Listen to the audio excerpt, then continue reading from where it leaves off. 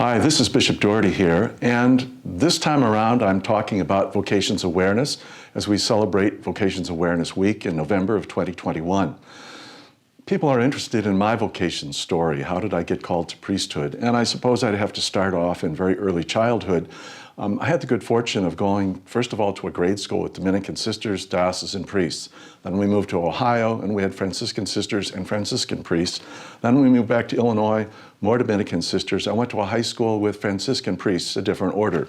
So I began to see that there were different vocations of teaching, different ways of living in community life, or as diocesan priests do, you are ordained to a small geographic area and you spend your life in your ministry there. So I had a chance to kind of see the menu of the different vocations that people would have, and was never felt forced. I know my parents were always open to everything, but you know, the journey was kind of an interesting one. At times I thought I'd be a priest, but I thought I'd also be a fireman. I thought I'd go into the Army. When I got to be a senior in college, headhunters were coming to offer me jobs, which was a great surprise, and I found out I could do a lot of different things. So the decision to go in the seminary and experiment with the idea of being a priest was really something. That's a journey that happens at various stages. Your vision of yourself and that vocation matures. The big decision is, am I going to be a diocesan priest or a Franciscan or a Dominican priest or a Jesuit or whatever? But the nice thing that I experienced in high school and college was that priests were different things. They were artists, they were business managers, they taught English, they were professors, they were pastors. So I discovered that there are a lot of different things I could be as a priest, and you learn over time you have to be a little bit of all of those things to be a parish priest, which to me makes it a very noble profession and a very noble vocation. You know, I tell people today that while I can reflect back on maybe why I became a priest, it's more important that I can tell them why I stay a priest.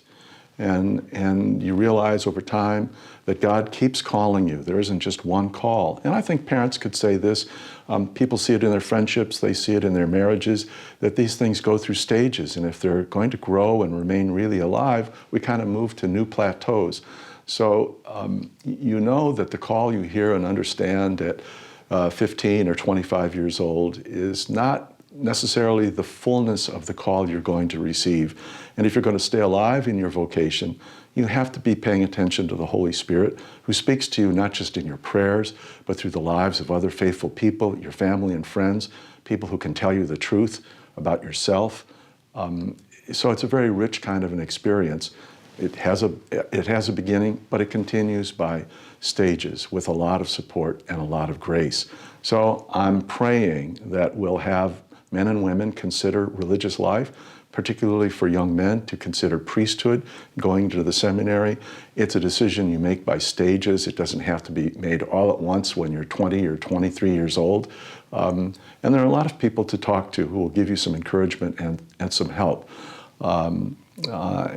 That's all I can tell you about all of that right now. But I will be praying with you and for you. And I know we have a week for vocations, but I think we should pray for vocations every day of the year.